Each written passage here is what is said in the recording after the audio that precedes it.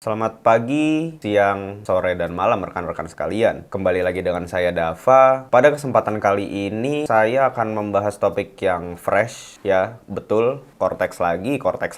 Jika merujuk pada artikel berita yang ditulis oleh ekonomi.bisnis.com yang berjudul Komisi 11 DPR minta Cortex ditunda. Ini bukti dan keputusan akhirnya. Usulan untuk menunda implementasi sistem inti administrasi perpajakan alias Cortex muncul dari Komisi 11 DPR karena sistem itu masih mengalami gangguan sejak hari pertama diluncurkan, yaitu tepatnya pada tanggal 1 Januari tahun 2025.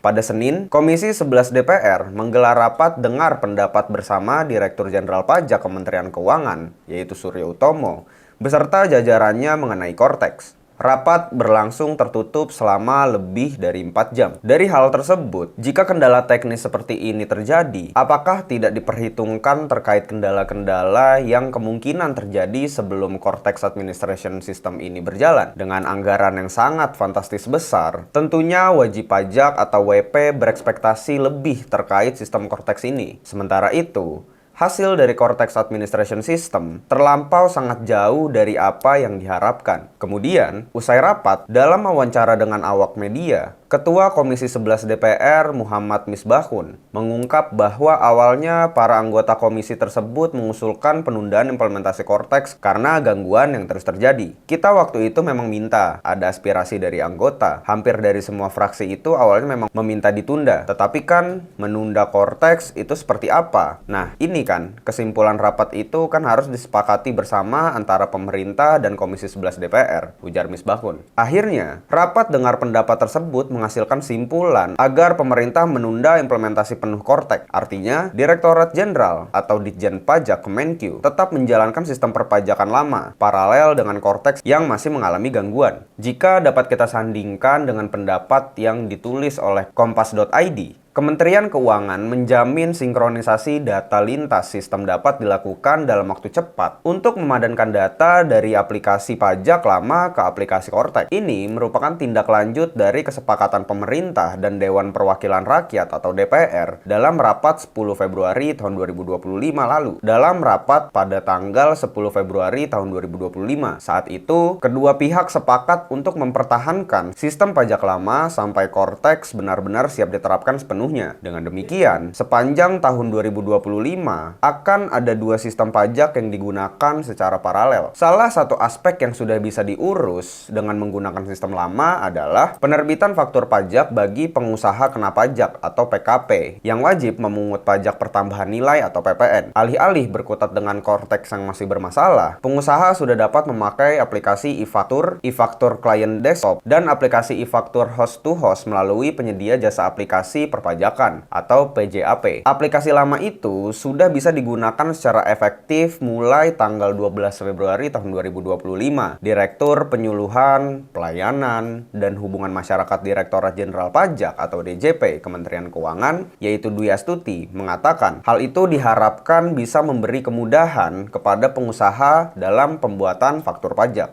Menurut Misbahun, pelaksana kebijakan itu atau Ditjen Pajaklah yang mengetahui bagaimana implementasi Cortex bisa berjalan, sehingga putusan rapat seperti itu. Misbahun tidak memungkiri bahwa terdapat perdebatan dalam rapat, mengingat usaha untuk menunda Cortex muncul dari hampir seluruh fraksi. Menurutnya, Komisi 11 DPR menekankan agar jangan sampai pelayanan wajib pajak terganggu karena Cortex atau kebijakan sistem perpajakan. Kebijakan itu ada untuk wajib pajak, sehingga sudah sepatutnya kondisi saat ini mengutamakan kepentingan wajib pajak. Concern yang lebih utama lagi adalah jangan sampai kemudian penerimaan negara terganggu. Itu yang paling utama, ujar Misbahun. Menurut kompas.id, DJP mencatat ada 689.650 wajib pajak yang berhasil memperoleh sertifikat digital atau sertifikat elektronik untuk keperluan penandatanganan faktur pajak dan bukti potong pajak penghasilan atau PPH. Sementara itu, ada 251.038 wajib pajak yang telah menerbitkan faktur pajak. Jika dirincikan secara umum, jumlah faktur pajak yang telah diterbitkan adalah sebanyak 52,5